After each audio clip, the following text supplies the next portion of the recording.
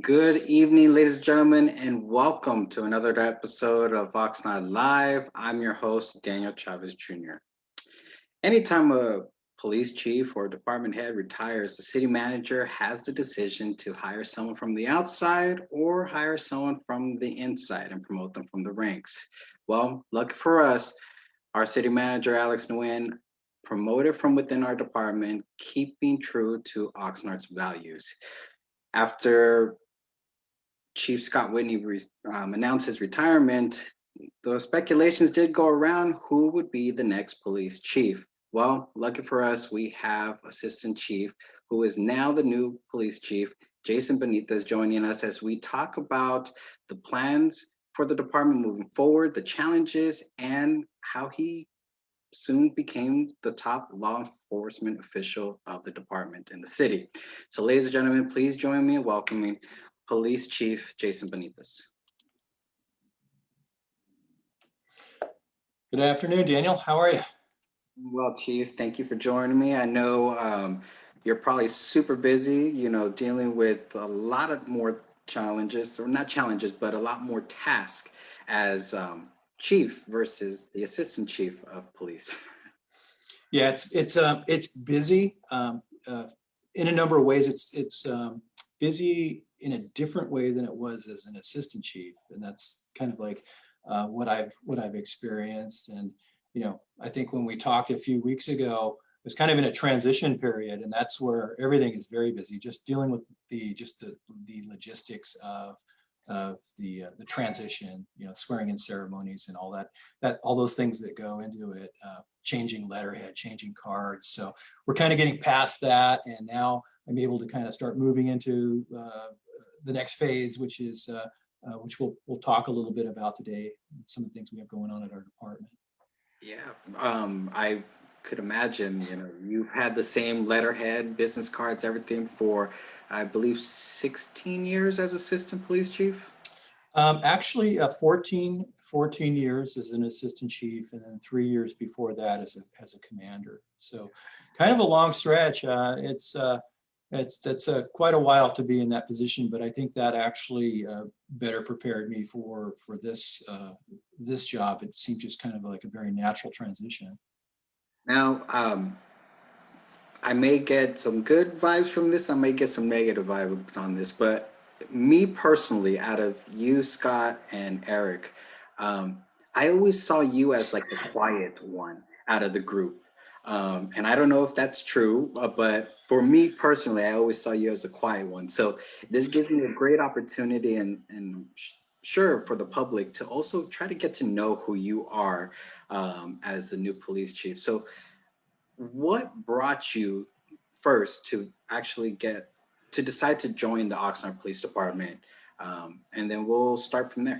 Yeah, let's back up just one touch, because I mean, that's a pretty good point about being the quiet one. And for many years, people have kind of compared me to as the guy behind the curtain, or the guy that is in the engine room. And so that is correct.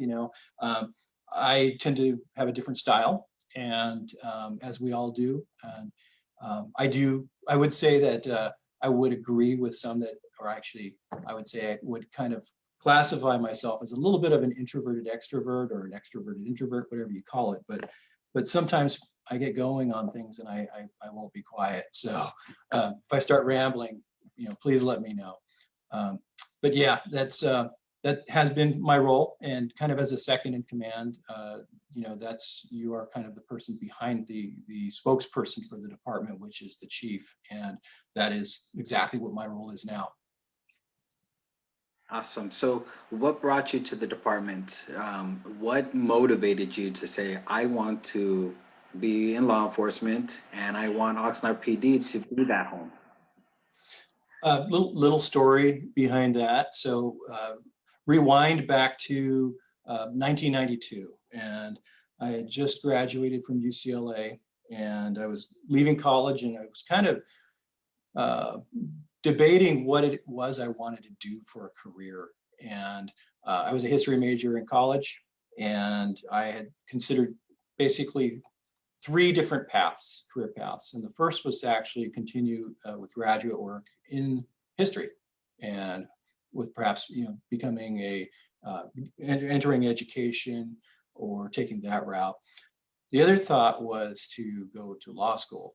And I thought about that, but at the time it seemed like all of my friends in college, everybody seemed to be going to law school at the time. And it seemed like it was a very impactful profession. So it kind of steered me away from it. Third option was to just kind of explore law enforcement. And to be honest with you, I didn't really know a whole lot about law enforcement at the time. I didn't take any criminal justice classes. I knew very little about the profession. First, no one else in my family had been in law enforcement either. So as I got out of college, I had to spend my first year. I worked in a law firm as a legal assistant in downtown LA. And there I was kind of exploring things and learning a little bit more about law enforcement, learning about some of the agencies that were here. And I did put in an application to a large metropolitan agency just southeast of here. But I also put an application in with the city of Oxnard. And I had known somebody up here during college that lived in the area, and I had been here a couple of times and honestly didn't really know a whole lot about it then, but as time progressed, I did. I went through the hiring process, and in the fall of 1993, I received a job offer about 2 weeks ahead of the job offer for the other agency. So kind of just fell into place, Daniel, and I've been here ever since. Now, during your time, you've participated in multiple departments or divisions within the department. You also partner with the FBI to address gun violence.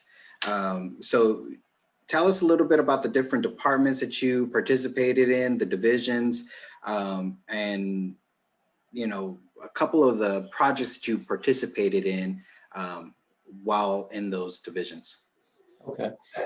I think from the very beginning, I was very fortunate that I had training officers and I had mentors at this department that were really big on the value of community policing. And it started in my field training, where one of my field training officers also happened to be what we call a beat coordinator. And so my second month on the job, I got to see like all of this in action, and I thought that was really great. So fast forward a couple of years through our patrol division, where I worked patrol shifts as a patrol officer.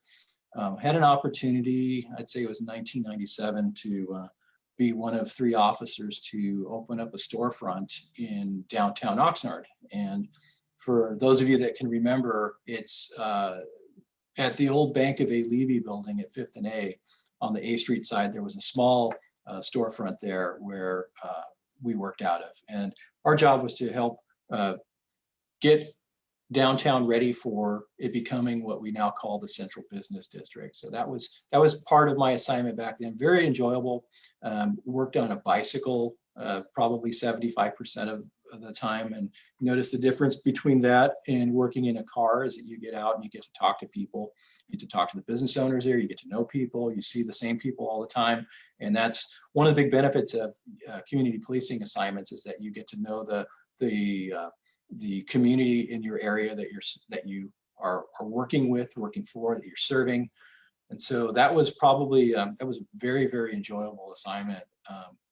I was there for 2 years, and then I was promoted to senior.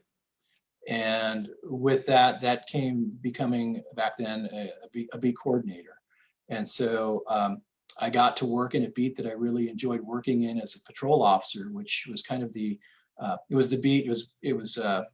beat south of 5 Points. It includes the Cal Giesler and Lemonwood neighborhoods, and now the 5 Points Northeast neighborhood. But that was my favorite beat to work. And so I got to go back as a beat coordinator for some time. I briefly worked in the Colonia storefront for I think a couple of months before my transfer to detectives came in. And there I worked in our domestic violence desk with a partner. And the two of us handled the domestic violence cases that we get across the city. Shortly after, I got promoted to sergeant, and one of the most interesting assignments I think that I had during then, and it was it was the time when the city was considering having an Indian gaming casino. This is going back to, I'd say, 2001. I was asked to help write an impact study that would predict or try to predict what would the impact of such a facility coming to the city, what could we really expect? So that was probably my first real big bite out of staff work. And that project ultimately did not pass through the city council, but nonetheless, it was still a really good experience. And I look back today, and I'm really grateful that I was given that opportunity to work on something like that. But worked in the patrol division as a sergeant for a few years, and then I'm sorry, about a year or two, and then joined the task force that you mentioned. I was a detective sergeant for the Oxnard Violent Crimes Task Force, and we had an offsite location. We were all sworn in as special federal officers, and our job then was to address gang crime. And I will say that it's probably the busiest time in my career, because the years that I was assigned, this was like 2002, 2003, we had some very serious issues in our city, which ultimately led towards the formation of the gang injunction. If you recall the years 2003, I believe we had 24 homicides that year. And so that was in addition to all the gang assaults that took place that year as well. So the team that I work with, we were pretty much called out, I'd say several times a week to various scenes. And I think we also assisted at the homicide scene. So those years they're kind of a blur because they were so busy. After that, the end of 2003, I was promoted to commander, and I worked as one of our 4 shift commanders. And also during that time, I worked as our patrol support division commander, which is one that oversees traffic, it oversees our booking unit, oversees a lot of support services within the patrol, within the Field Services Bureau. And so that was a very interesting and challenging assignment as well. During that time, I got a chance to work on, between my time as a patrol watch commander, got a time to work on another iteration of our community policing model, which back then, this is about 2004, maybe 2005, we called it the neighborhood policing strategy. And this is it approximates what we have or had until recently, where we divided the city into different districts, and there was a 2-striper that worked, that's a senior police officer that worked with a couple of storefront officers in each district. So there was like a larger team to go out there and address the issues, not just one beat coordinator by themselves. And we had started kind of a buildup of that program where we were adding civilian support staff like the community service officers to support that group in teams. And we found that it was successful. That model worked through until about 2013 or so, the basic model there. I'll get to that in a minute. But it was just right around that time that 2006 that we had a process for assistant chief, and Chief Whitney and I were both in the same process. And fortunately, we both got promoted to assistant chief on the same day in 2006, and kind of started a really great team with Assistant Chief Whitney, myself, and then Commander Sonstegard, who also got promoted to commander on that same day. So kind of had a really, really phenomenal run that began right then, and kind of brings us up to more modern times. During my time as assistant chief, I went back and forth. You can really only, at the time there were 3 assistant chiefs. We currently have 2. We had some budget reductions a few years back that eliminated one of the positions.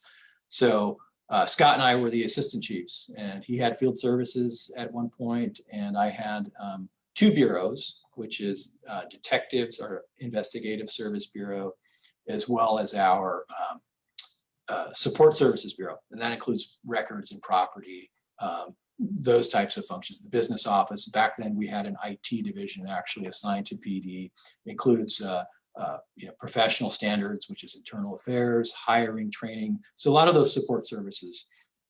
And so over the course of those 14 years, I went back and forth. I could really only go to a limited back and forth between the two assignments.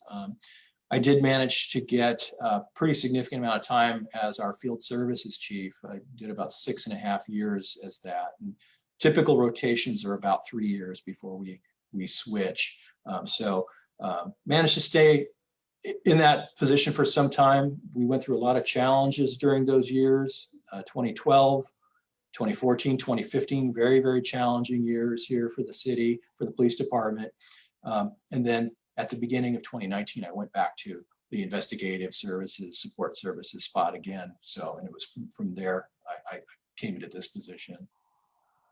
Now, is it common for police departments to, or should I say Oxnard, to bring two new assistant chiefs at the exact same time? To me, that seems like a very uncommon thing, but we're now reaping those benefits. We had former Chief Scott Whitney, and now we have you as chief of police. So there was a benefit to that. Yeah, actually looking back at that, Daniel, it's almost like it was meant to be. I'll tell you the funny story about that was that when we were going through this process, there were 3 assistant police chiefs, right? And at the time that we went through this process, there was only one opening. So there were 3 applicants at the time, and so one of the 3 of us was going to get it. And what happened was literally, like, I think it was like the day after the process came over, one of our other assistant chiefs had actually suddenly retired. And so unexpectedly, we had a second assistant chief spot open up. So Scott and I both got promoted the same day. And so that worked out very well. And it was actually a unusual set of circumstances. That rarely happens. Usually it's, in the past 14 years, we've only had, 2 processes for that. Wow, that's very interesting and crazy on how things that are meant to be happen. I want to kind of shift some gears and move towards now you are the new chief of police for Oxnard. There are over 200, I believe, sworn personnel.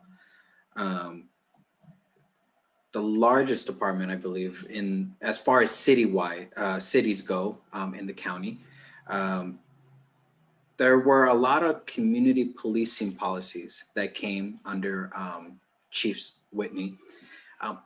And one of the questions from the public is asking what type of community policing policies will remain in place, what will change, and what new policies will come in place to improve community relations between the department and the public. Okay. I think the first thing to preface that with is that there are probably a lot of different interpretations of what community policing is. So you have to take a step back and I will tell you, community policing is one that has a department that engages in neighborhood level problem solving. It focuses on developing positive relationships with the community it serves. It attempts to keep officers in the same beat as much as possible so that they get to know that the residents and business folks that they are actually serving. These problem solving efforts are very successful. And since my early days in this department, that has been the culture of this department. When I first came here, they had just opened up a storefront about a year or 2 before in La Colonia. And then about a year or 2 after I got here, they opened up another storefront in Southwinds.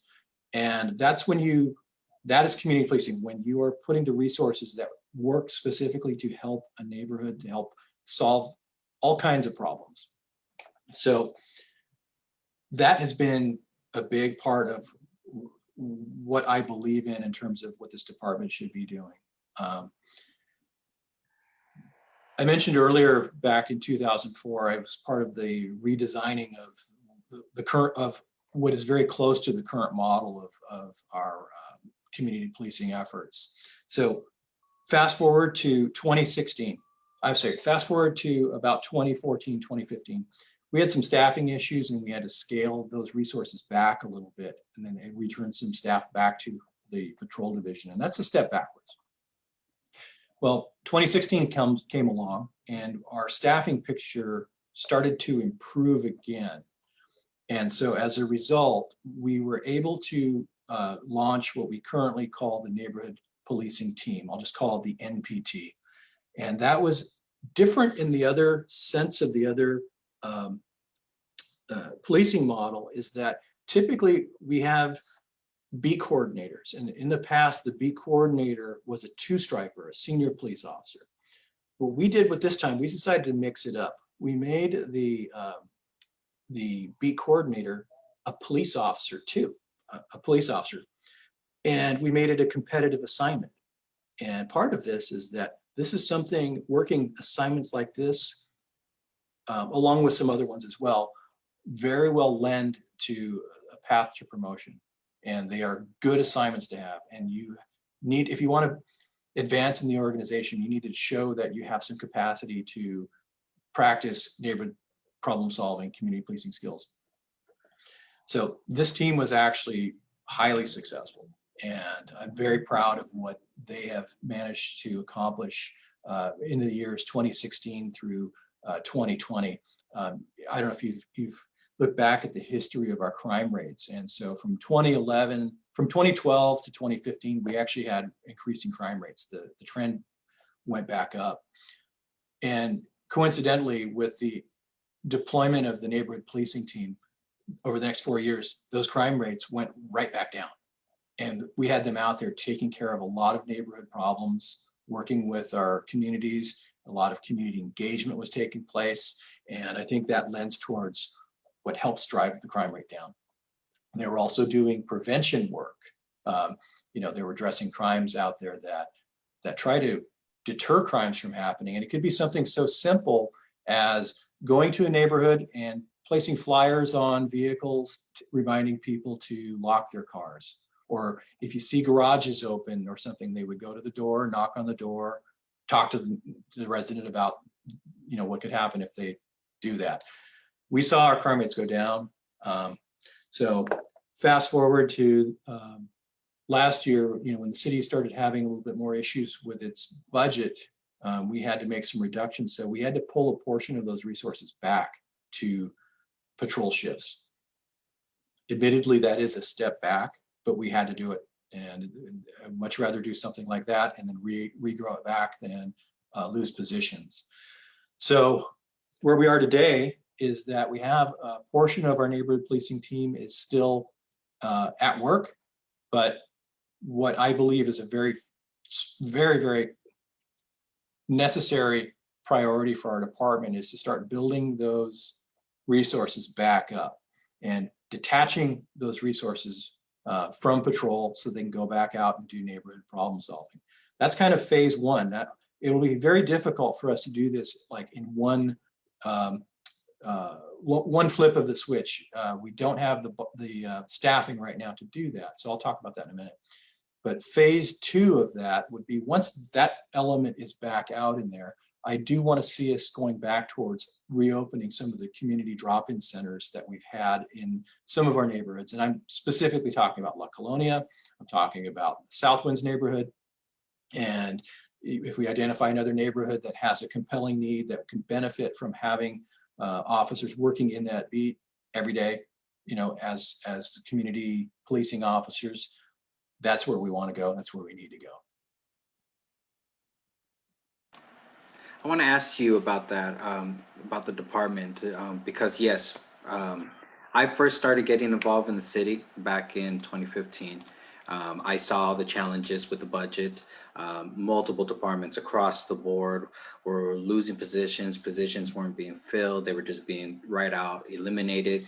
I believe 1 year, 130 438 positions citywide were just eliminated from budget, just to try to save costs. Now, this is a two-part question. One, how many sworn personnel and civilian personnel does the department have? And then I also want to know about officer per capita, because everybody believes that we have enough officers, and then there's those that say we don't have enough officers, and that's why we have these reoccurring crime issues. So if you can touch on that, that'd be very much appreciated. Yeah, to give you an idea about our staffing picture, like you mentioned earlier, and you were correct. So Oxnard is the largest municipal police department in Ventura County.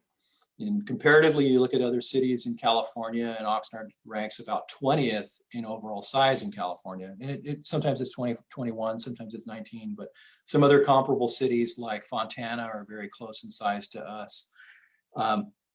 The ratio, okay, so we had at our height back in 2011, we had 254 authorized positions. These are positions that are authorized by the city council that are budgeted. So that was our height, 254. Typically in any agency, you may run a few vacancies. You may have some vacancies. So out of the 254, you might have 245 or 240, whatever the number may be. 2015 came along, and the budget issues that you mentioned earlier, and I talked about as well. We ended up reducing our sworn complement down to 237, and so we took a dip. Over the course of the next few years, we had built it back up to 249 to the beginning of not this fiscal year, the fiscal year before.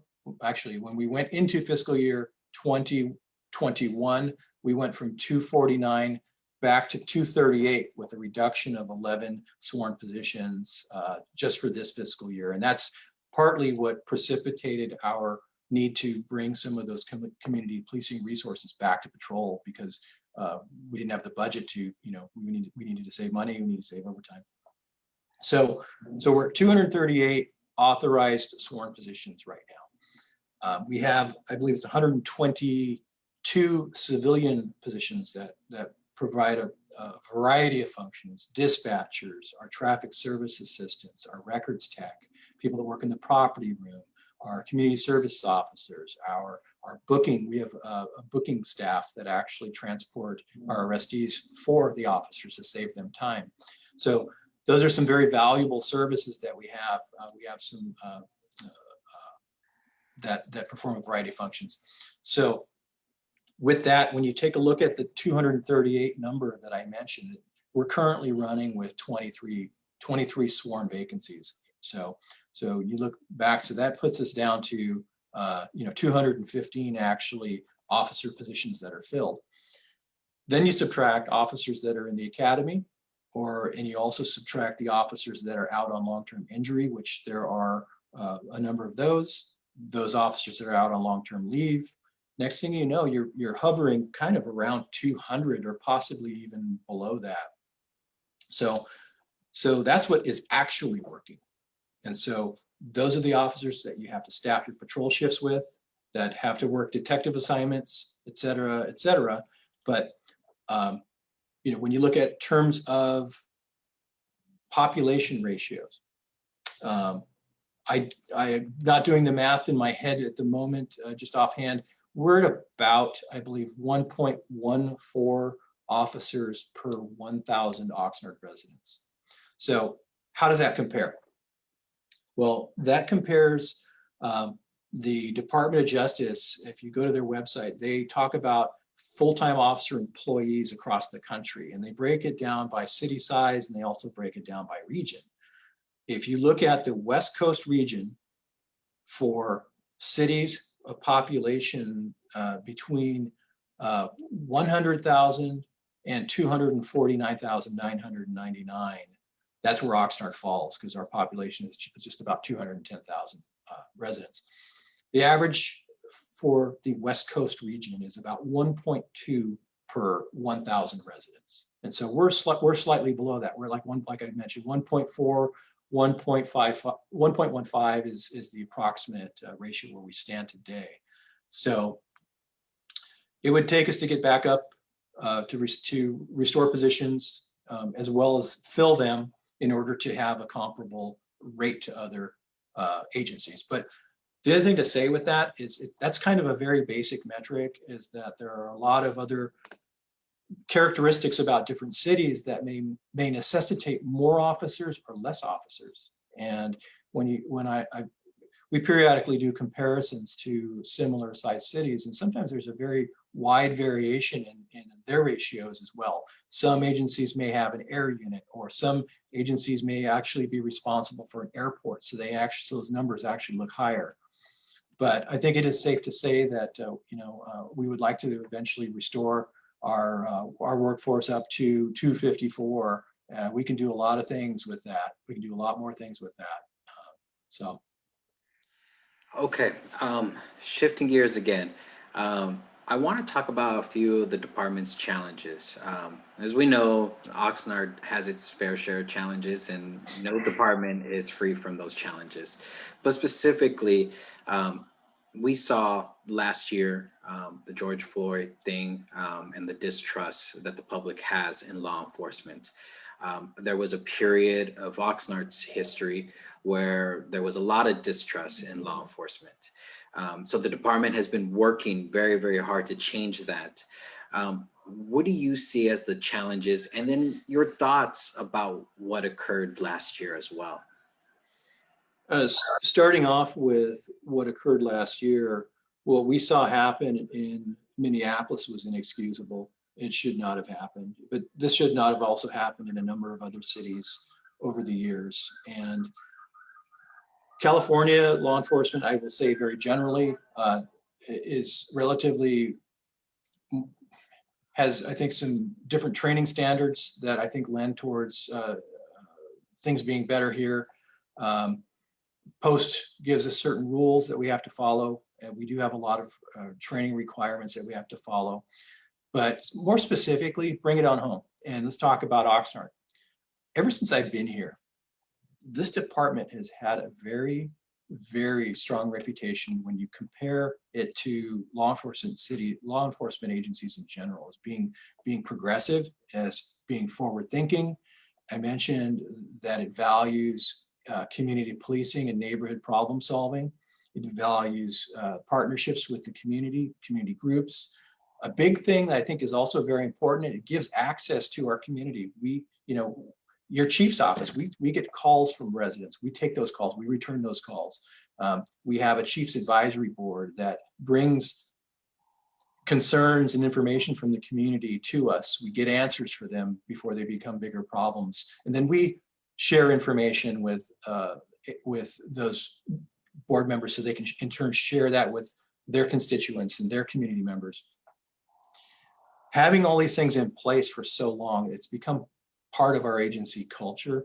I think that what happens is when you have those good relationships, that lends towards being able to work through these problems by number one, having the difficult conversations. When the agency is willing to have that difficult conversation, an agency that is actually willing to learn from its mistakes, because every agency makes mistakes. No one can say that they are perfect.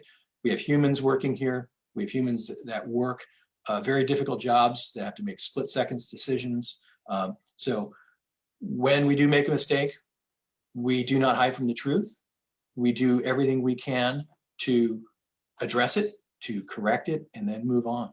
And that comes in a lot of different ways. And community partnerships, community relationships is also part of it. But a very, very big part about that is having internal policies and procedures that lend towards the agency learning and thoroughly evaluating itself and being able to critique itself, whether positive or negative, about outcomes that have happened. And so I think those things are very important. It's also very important for us to communicate that to our community, to be transparent, to be able to share everything we possibly can with our residents. And so when you back up and take a look at what happened in this country, and you can see how different Oxnard was last year. There were protests that happened. Our means of managing protests has been for several years, I would say, was far different than many agencies. Where many agencies, you would see officers on a skirmish line with riot gear, batons. You didn't see that here, and we didn't need that here. There was a protest, I believe it was probably around June 3rd, where we had several hundred people at our station. And one thing I thought was really cool, and it really lent towards what our relationship with our community is and how strong it is that we had some community members on one of our Facebook pages that had several thousand people following it. They had heard about a protest that was coming, and a lot of our residents, they chimed in, they stepped up, and they said, you better keep it peaceful. This community isn't like that. We support our police department. If you're coming from the outside, you better behave, or we will hold you accountable. And for the most part, that happened. We had very few problems compared to some of our the other cities in California and in the country. We did have a couple little incidents in the park following one of the protests where some people got out of hand with some vehicles. But when you take a step back from all of that, we fared very well. Thank you, Chief, for that. Shift gears again, because I know there's very limited time. There's a special city council meeting tonight, and I'm sure as a department head, you have to be part of that. So I want to talk about now your time as police chief. We had Chief Whitney on with us before his retirement, and one of the things that he talked about was about family and how there were times where he would miss out on a few things because he was so involved in what was going on with the city. He was trying to balance both sides. So his time was very limited. Now you as chief, and I know the assistant chiefs, they also step up and they do the exact same thing. They attend as many events as possible. They try to be very engulfed in the community. But now as chief, that's a different level. How was your family's feelings when you were offered the position of chief and the huge responsibility that was going to come with it? In short, I can tell you nothing but unconditional support. I think when I don't know if you saw my swearing in at city council meeting a few weeks ago, but my wife was there right with me. And I've got I have a fantastic wife who is tremendously supportive and understanding of the demands that this job places on me and on us. And I would say that she also does a fantastic job of trying to keep me with some life balance. She reminds me of when it's time for me to, when I can actually, if I need to unplug for a few minutes, or if that's it for the day. I'm very, very blessed that I have that support system. And within this department, I consider them my family as well. And the level of support here from within this department also is a great boost to me. It gives me a little bit more motivation and energy in doing this job, because the demands are pretty high. I have found for many years now that time is one of the greatest commodities that I have, and so it seems like sometimes there's very little of it. I also want to ask you about under Chief Whitney, there was a lot of advisory groups. They had the faith-based, they had also other advisory groups. What type of groups will you either continue on or you plan on bringing in to the mix to help you during your time as chief? Okay. I think one of the questions whenever there is a change in department's leadership, those types of questions are very natural questions that exist. And generally, when you have a chief that comes in from the outside, the chances of having the agency having to pause and reassess and then make some changes can often be more likely to happen. But like I mentioned, the two of us got promoted on the same day. And so I want to give Chief Whitney a tremendous amount of props and respect for what he's done over the past years. And I also want to point out that the three of us, Chief Whitney, Assistant Chief Sonskar, myself, we've worked together like a very cohesive team for the past 14 plus years. And so the things that are now manifesting themselves here at the department are many of which are a result of the collaborative effort that we have had over these years. And so because of that, there's another dynamic that's taken place here. This is I believe this is like the only time in the past 50 years or so where we have actually gone from one internal homegrown chief to another. Both of us started our careers here, and the baton got passed over to me. And that has not happened at this department, at least in the past 50 years, prior to Chief Owens, who started in 1970 and was chief for 22 years. Before that, agencies often we were going outside for one chief, we'd have an internal appointment, then outside on the next. So this was kind of an easy transition. And so as a result, Chief Whitney formed the Interfaith Council. That was a big project that he worked on, that he had started. And so these things will continue. And my message to our department, to our community, is that though there is a change in chief, do not expect a drastic or very noticeable change of course. We have set this direction over the years, and this is the way we are going. We are going to be decisive about it. As time goes on, we may need to adapt a little bit because of times or circumstance, but for the most part, there shall be virtually no disruption to existing committees, to existing boards, that type of thing. So we're still full speed ahead is what I'm trying to say.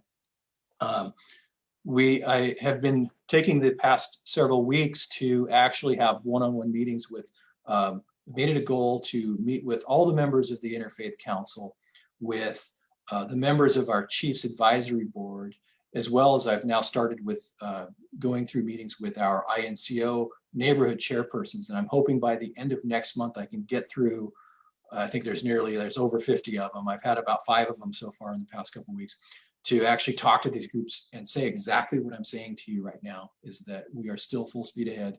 Things are going to move forward. We do have a Chiefs Advisory Board, which I added. I've invited 4 more community members. We've expanded the size of the board a little bit, and our 2021 Chiefs Advisory Board, I believe now will have 19 members on it. And our first meeting is actually next week. So we're going to revisit fundamentals. We're going to talk about what it is we want to talk about throughout the year. We're going to come up with a game plan of like the topics we want to tackle. We want to make sure that there's two-way communication from that group, that the word is going back out to the community as well as coming back in. And that we want to probably let our community know a little bit more about what it is that they do. And so I've got very strong feelings that we're in a very good place there.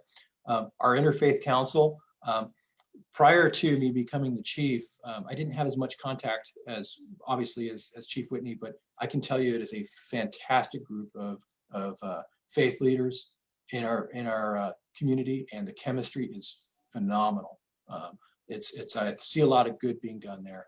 And the other thing that I really think that is going to be part of what we want to achieve with our community is what we call community conversations.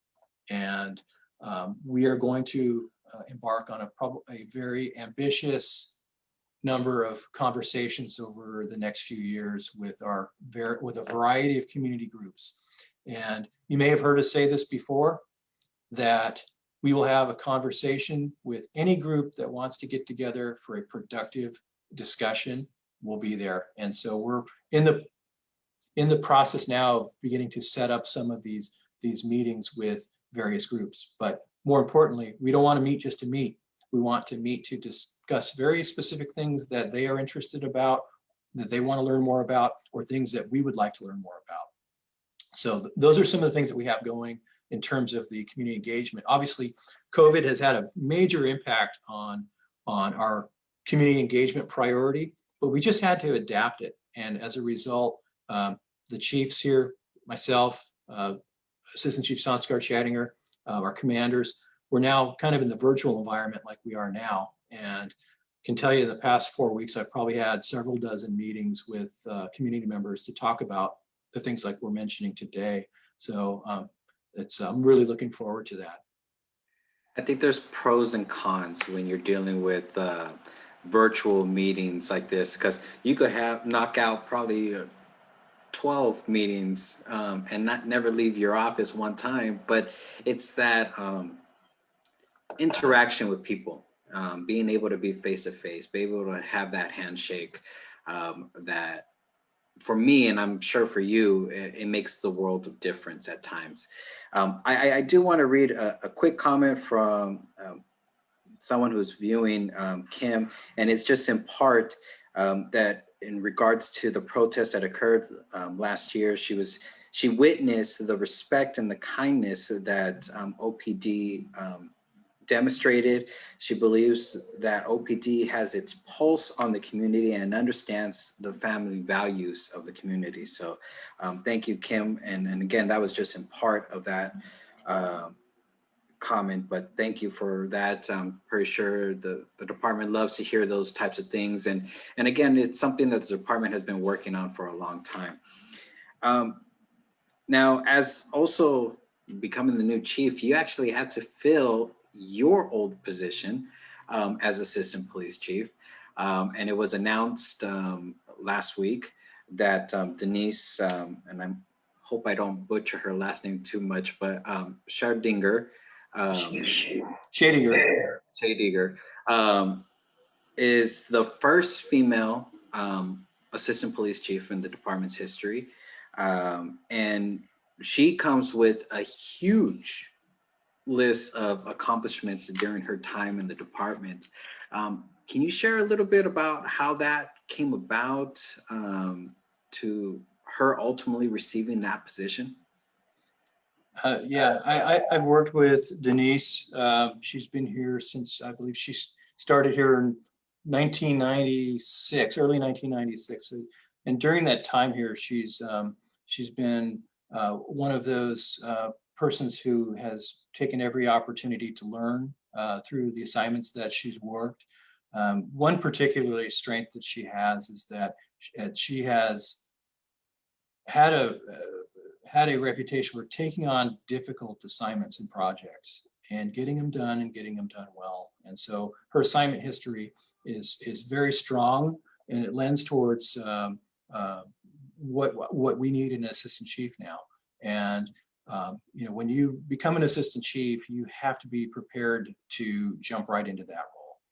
And seeing that she'd taken so many of these difficult tasks on, it really helped prepare her to do this. And I noticed that a few months ago, we had another commander retire in our professional standards division, and she became the division commander. And I can tell you, there was not one beat was skipped in the transition. It's very refreshing to know that we have talent like that working here. And when I say that too, I also say that we have a very talented command staff here as well. I'm not speaking just about her, but I'm also speaking about the other commanders that I work with. And, she was the one that was selected for this position. I will tell you that there are others that are that are very capable of doing this job as well. I'm blessed that we have got a high performing command staff, and that is something that helps me sleep better at night. Sounds great, Chief. I appreciate that. Well, Chief, I do appreciate you joining me in this conversation. A lot of information, and again, we can continue going on for a long time talking about more things about the department. I'm very pleased that there won't be a huge dynamic change, and I'm also very pleased that our city manager took a very bold step to promote within the department to take on that top position. Like you mentioned, it's been in and out of who would be the police chief. We saw Chief Williams, Jerry Williams, and then we went to Scott after Chief Whitney after that, and then to you. So thank you. Any final comments? Any announcements, anything that you want to share with the community as we begin to wrap up? No, no real announcements. I do want to thank you for having me on, and I'd be glad to come back anytime. I think if there is a message to our community, it's exactly what we said today, is that we are holding the course. We have a very good department. We are forward thinking. We're a progressive agency. We work hard and we work smart. And when we make mistakes, we make every effort to learn from those mistakes. I look forward to talking to different groups in the community. If you are watching out there and you are a member of a group and you want to get some residents together to have a discussion about a topic, look me up. And my assistant's desk phone is area code 805-385-7624, and that's Nellie Estrada. And we can talk about what we want to accomplish. Like I said, I'm planning on having a lot more one-on-one meetings and continuing the discussions. And I'm really looking forward to this. And we got to get past COVID, but we're doing the best we can with what we've got in the circumstances. But things will get better. And so. And to everybody out in the community that's watching, thank you for tuning in. And thank you very much for being so supportive of us all these years. Thank you very much, Chief. I do appreciate it again for you joining us tonight and giving us all the information and reassuring our community that the department will continue to serve them to the best of their abilities. That's all our community really truly wants from our department. Ladies and gentlemen, this is Oxnard Police Chief Jason Benitez. Please reach out to him and his staff if you have any questions, comments, or concerns. Local groups, if you want a productive conversation, please reach out to him as well at that.